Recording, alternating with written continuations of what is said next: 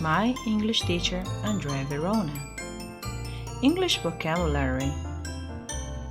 Today, you're gonna learn 10 health problems. Backache, arthritis, cough,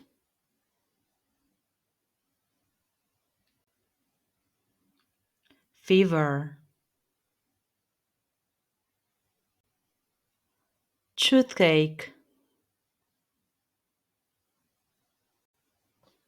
headache, sore throat, stomachache,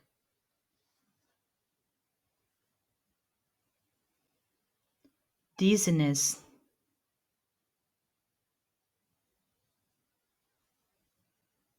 Nausea.